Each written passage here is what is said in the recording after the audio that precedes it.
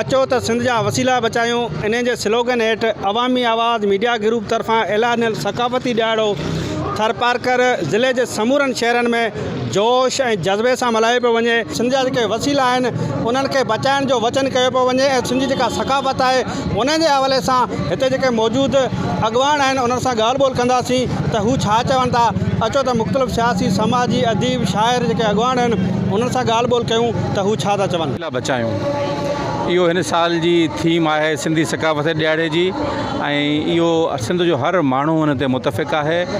असांजा वसीला असांजी सकाफ़त आहे, इन सकाफ़त खे असां बचाईंदा अचूं ऐं सिंध जे हर माण्हू ऐं हर बच्चे ख़बर आहे त सिंध जा वसीला ऐं सकाफ़त कीअं बचाइबी आहे। सॼी जेका सिंध आहे उहा अजरकनि ऐं टोपियुनि सां जेको सो पंहिंजे हिन सकाफ़ती ॾियारे खे मल्हाए पई ऐं इहो जेको सो बुनियादी हिकिड़ो असांजो नुक़्तो आहे त असांजा जेके कुदरती वसीला आहिनि उहे असांजा आहिनि, जेके ॿेट आहिनि उहे असांजा आहिनि, उन्हनि ते हक़ बि असां सिंधी माण्हुनि जो आहे। असांजा जबल असांजा एंटिक शयूं उहे हिफ़ाज़त कयूं वञनि ऐं असीं उन सां गॾिजी असीं हिकु थी इहो सबूत ॾियूं त असीं सिंधी आहियूं, पाकिस्तानी आहियूं। असांजो हीउ ॾींहुं ईद जे ॾींहं खां घटि न आहे ऐं सिंध जी सकाफ़त तहज़ीब हज़ारों साल पुराणी आहे। असां वफ़ा खे ॿुधाइण था चाहियूं त असां पंहिंजे सिंध जी हिफ़ाज़त करणु था चाहियूं ऐं इंशाअल्लाह कंदासीं बि। ऐं जेका सिंध जी कंहिं बि ॿेटनि जी सौदाबाज़ी ते असां कंहिं बि मतिलबु के कोन कंदासीं।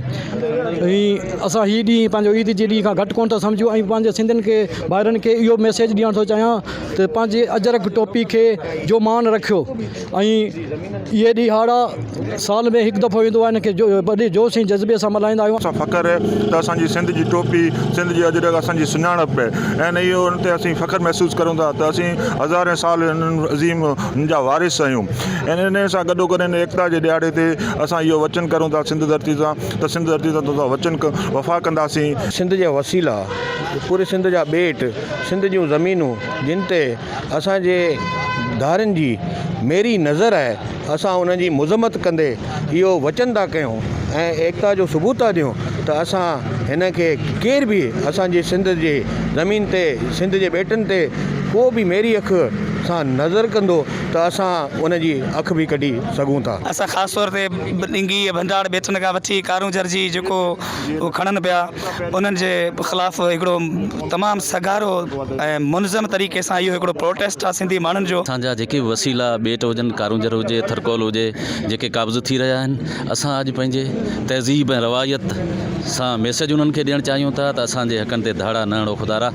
असां सिंध गवर्नमेंट आहे, वफ़ाक़ गवर्नमेंट आहे, उन्हनि खे इल्तिजा करियूं था त असांजा ही वसीला हक़ असां पंहिंजा पाण वठी ॼाणूं था। ही चवनि था त हुकूमत जेका सिंध हुकूमत आहे थोरे सकाफ़त खातो आहे उनखे घुरिजे त हर साल जेका से ईंदड़ जेका से डिसंबर जो पहिरियों हफ़्तो आहे उन में हिकु ॾींहुं सिलेक्ट करे त सरकारी सतह ते बि जेका से ही सरगर्मियूं आहिनि उहे पहुची सघनि ऐं जेका सकाफ़त आहे उहा उजागर थी सघे। गाज़ी बजीर, अवामी आवाज़ TV न्यूज़, मिठी थरपारकर। विज़िट कयो अवामी आवाज़ मीडिया ग्रुप जी वेबसाइट awamiawaz.pk।